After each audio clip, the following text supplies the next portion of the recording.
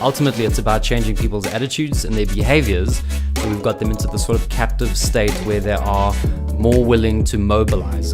Profmed Future Professional. Shared values, one future. Ulrico, awesome to have you in your colorful jacket in studio today. Good to be here. Thanks, I think it's Mike. incredible. And I think it's also, we were talking off air just about some of your recent travels.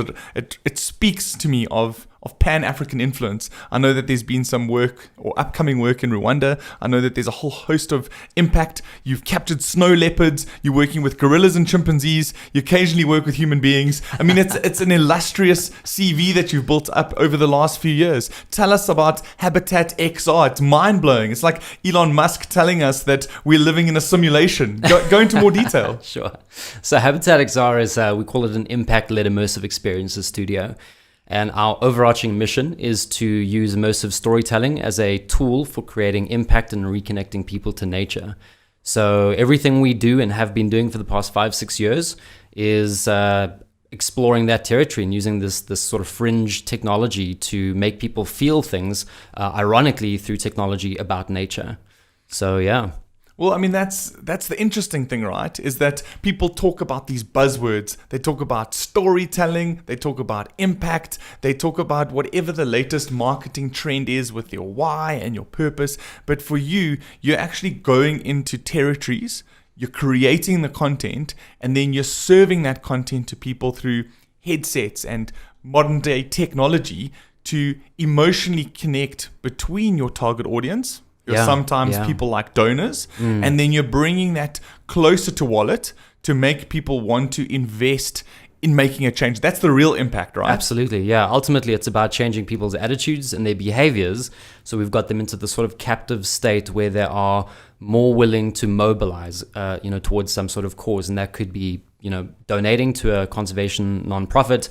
It could be, putting a headset on politicians or policymakers, lawmakers, and changing regulations that protect nature.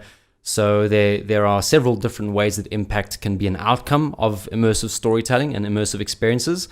And yeah, I think, like you say, impact is a very subjective word. A lot of people throw it around, but we're trying to be very accountable to being able to measure impact and actually create campaigns that change something tangibly. And virtual reality is a great technology because if we take it back to the corporate of today, so many people have now migrated to virtual recordings, virtual meetings. And if we look at it in the sense that now it is possible to take a team to Rwanda for the day, for the afternoon. You're able to go and meet gorillas as if you are there in the flesh. It allows the opportunity to almost create team building opportunities, but also emotionally connect teams a lot closer in this modern day and age. So let's use one of your real world examples. Let's talk about how you met Ellen and a bunch of celebrities and red carpets and fundraising. I think that's a great story. Let's give everyone a little bit of a background on what happened down there. Yeah, so we were approached by the Ellen Fund through their partnership with the Dan Fossey Gorilla Fund. So they partnered up in Rwanda to protect mountain gorillas in that area. And so we were invited to head up to Rwanda and go and trek wild mountain gorillas and film them and capture them in 360 so that a whole bunch of other people could experience what we experienced up on that volcanic mountain. We weren't initially meant to go to LA, and at the last minute they invited us saying, please bring as many headsets as you possibly can. And yeah, I mean, next thing we, trying to set up these headsets, the doors open and the Kardashians are walking in and Leo DiCaprio is walking in and Julia Roberts is walking in, and it's a very, very surreal memory. But I think what's so incredible about it is that Ellen saw what VR can be beyond just being a gimmick. And a lot of people who've experienced VR before have kind of seen it and experienced a roller coaster experience or some sort of, Jurassic Park thing. I think what's amazing is she saw that it could be a tool for impact. So what she wanted to do in that particular fundraiser is establish the context of what she wanted to protect. So we had 400 A-list Hollywood celebs putting on headsets and spending 5 to 6 minutes with wild mountain gorillas. And if you've never experienced VR before, the amazing thing that happens and where the content differences between traditional media and VR is that the person's mind experiences the state of what we call telepresence. So telepresence is the mind's belief that the body is physically somewhere else. And all of a sudden, physiologically, things change in your body. So if I put a headset on you and a gorilla starts walking up to you, if I measured your heart rate, your skin response, your brain activity, that data would be indistinguishable from the real experience. And that's really the golden opportunity. And so she understood that, and it was a super successful campaign. They raised $5 million in a single evening for gorilla conservation.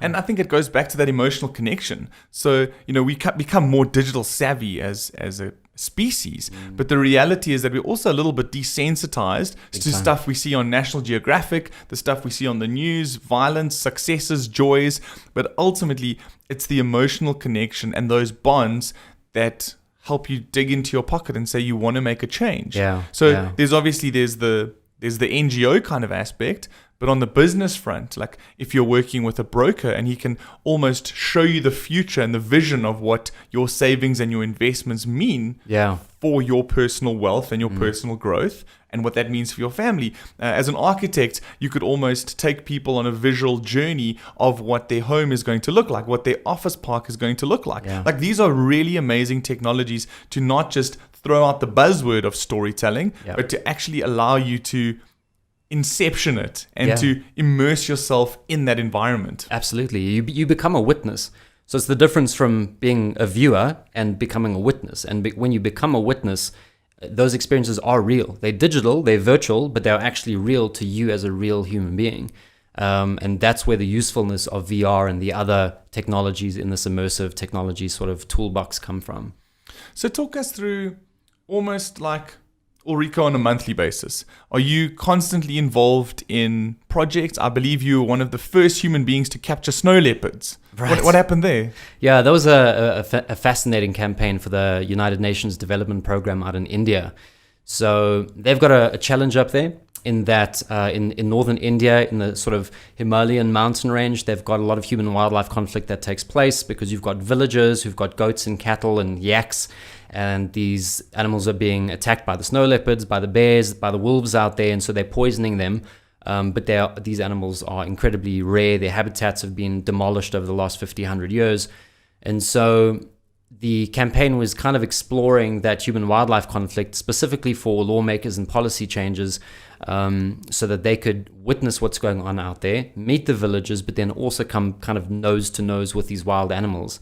And so the snow leopard was an insane break of like everybody who works out there and who does camera trapping of snow leopards said it's absolutely impossible. And here these two Joburg Oaks coming along with this lofty idea that we're going to film snow leopards pretty much manually, one of the most elusive animals in the entire world. And we fantasized about filming them that entire shoot. And every night we said, hey, if nature wants us to tell the story, the door's going to open. And on the very last day of the shoot, we had this old village guy come knock on the door and sort of articulate with his hands that there was something weird going on up on the slopes. And so we hiked as far as we could possibly get, pulled out a scope and saw these snow leopards on an ibex kill. And what we try and do when we film wildlife is we kind of try to tap into the natural behaviors. And so we know from the common African leopards that those leopards will usually feed and then move away, go drink water, and then come back to their kill. So we said, hey, if these guys do that, I will trek up this mountain at all costs, and I'll get a camera down next to that ibex and try and film these snow leopards. That's exactly what happened. They moved off onto the rocks, hiked up there, pretty much passed out. I mean, we're talking, I think it was 16 or 17,000 feet. Got a camera up there, and by just sheer, luck and technological stars aligning, we were able to actually film 45 minutes of these three snow leopards approaching back down to that kill, feeding, interacting with each other. It's just absolutely mind-blowing. And then what happens with that? Does it get converted to a virtual reality program? Does it go to National Geographic? Like, what happens with that content, and what is the purpose of it? So the tricky thing with that kind of form of filmmaking is that we use specialized cameras that point in all directions at the same time. And so that allows a person in a headset to be able to look around and feel like they're physically present. So that content doesn't translate well to traditional TV screens. So normally what happens is we create these, experiences. They've got a voiceover, there's a bit of context to the story, and they then use that events, they use that, meetings in combination with those headsets. So, in the past we've done things for tourism agencies, for example. exploring South Africa, exploring Rwanda, like you said, they'll take headsets instead of brochures to a travel indaba. Yeah, a lot sit more people attractive down. than a piece of paper. So much more attractive. And, it's always fascinating going to these experiences where you've got sort of like, Democratic Republic of Congo stand next to South Africa's stand, and people are queuing outside the South Africa stand, and there's nobody inside the Congo stand because people are curious. People are having a good time and reacting as if they're physically, flying above the below Krantz bridge. And yeah, it's just fascinating to watch that too. Yeah, and I think that's also, once again, it's a great analogy for the future of business. And we're in the future of that right now because, that's a real life tourism analogy. And I think so many of our professionals that are listening and tuning in, our brokers, they're used to those kinds of experiences where you go to a road show, there's a brochure with that stapled business card, but that is a very detached way of being able to communicate to that audience. Yeah. Whereas what you're saying, immersive storytelling is just that. It puts you at the heart of that experience, and you can generate fears, interests, loves, sweatable moments, and I think that's quite an exciting opportunity to be able to incorporate that thinking into multiple professions. Yeah, absolutely. It really can do that. And there are just so many use cases now. A lot of people think of VR as a new technology, but it's been around for the last 7-8 years, and so that time has allowed people like us to explore how to make it useful. And the pandemic has kind of flipped that onto its head too, right? That people can't travel, people can't be in the same physical space as each other. It has been incredible seeing how virtual reality is becoming a tool to bring people within proximity to each other. An example of that is an event that we produced last year. Normally takes place in the real world. It's a wildlife festival, takes place in Durban, and they were looking at cancelling the whole festival. And we said to them, look, there's this new technology out here we've been looking into called social VR. And so social VR basically puts people into a virtual environment they can walk around and explore, but they are represented as avatars of themselves, and so are all the other people around them. And so you're running around with 300 other avatars, and you can speak to them in real time and experience these incredible environments. So, instead of the keynotes taking place at Sandton Convention Center or the, Durban Convention Center, you're in a jungle ruin, you're in a bioluminescent cave, and so it unlocked all this incredible potential. We shipped all these headsets across the world to people in India, North America, throughout Africa, and so there were people in their apartments and houses locked up, putting on a headset and teleporting them into this incredible collaborative environment. So it's been amazing to see. Do you think that we'll ever see a full immersion into VR, like a la The Matrix? Do you think we'll ever one day become plugged in after we've destroyed the world and we've got nothing left? We'll basically immerse ourselves in a new reality that allows us to build and construct and design and develop anything that we want. Yeah. Ready Player One vibes. Exactly. Yeah, I mean, Elon Musk believes that we're already there. That happened long ago. I've kind of given up with making predictions in this world. Things change so fast. There's so many quotes about things I've said 2, 3, 4 years ago that have, the whole industry has completely pivoted to a different direction. So, I don't know, but we're just going with the flow.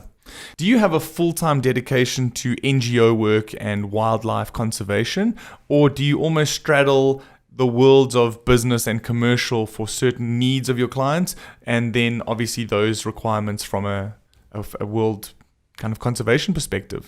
Yeah, so we started out in the commercial world and only doing commercial. It's a fascinating place and space to be in because every brief is different and every client's got a completely different need. At the same time, I was kind of feeling like I needed a bit more fulfillment in my life. And so we started a division that explored that. And part of the reason we came up with Habitat is because all of these incredible commercial campaigns we were working on would sometimes take us to these pristine wildernesses. When you work for the luxury lodges, for example, they want to be able to show people what a remote camp in Tanzania looks like and feels like, and the hospitality that isn't just a brochure. And so when we're out in these places, we've just seen this rampant destruction of the natural environment in almost every single place we've been to. And that has kind of inspired us to use our niche, our specialization as sort of a tool for good. And as we experimented more and more with this division, Habitat XR, we started realizing it's actually where we want to focus our efforts full time. In the long term really around environmental education.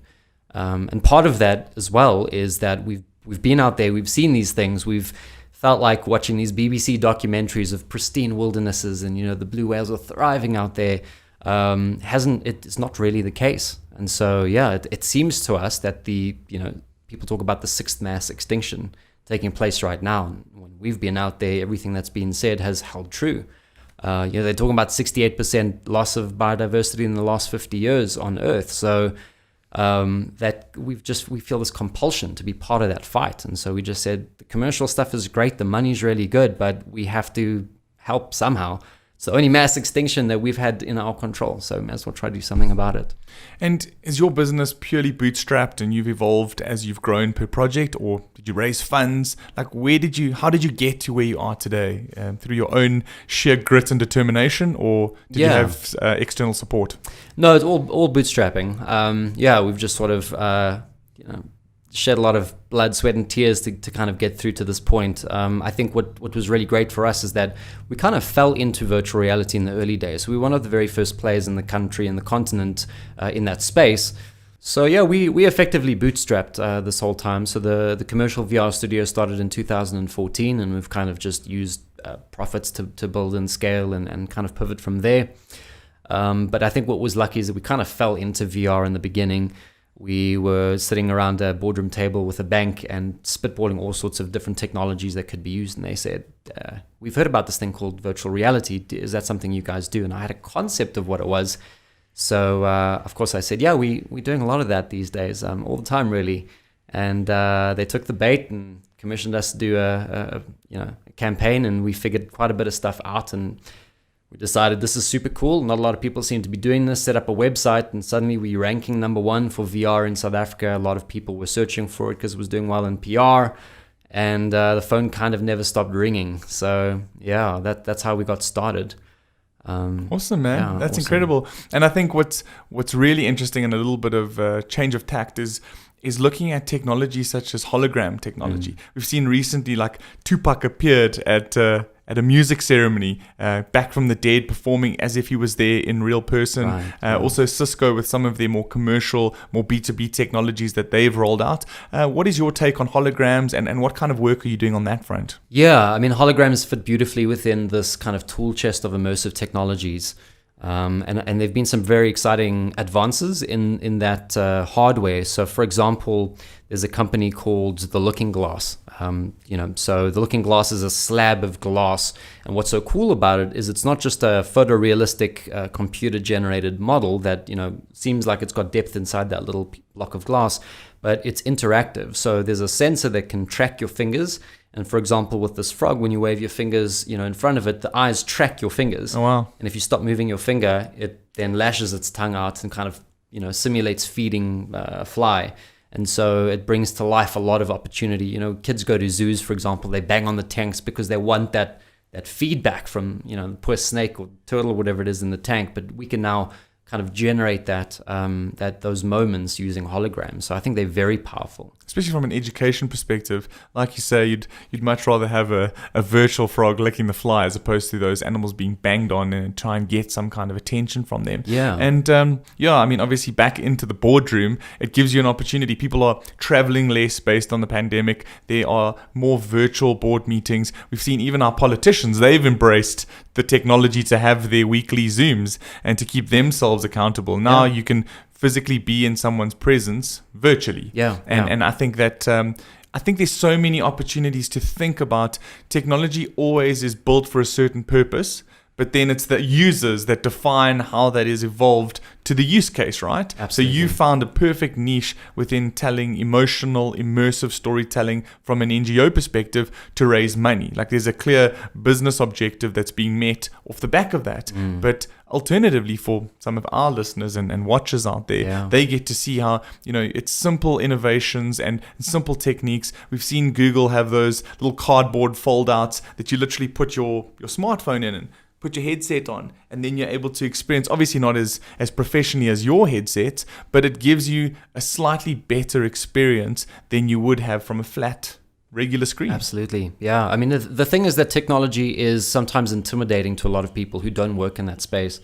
But the best use of technology is always a simple use case.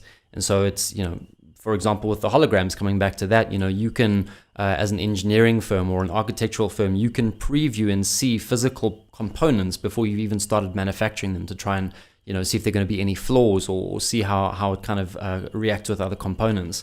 So all of it really is there to achieve a specific need. And I think the lack of physical proximity in this new, post-pandemic world we're living in, these technologies are coming front and center stage.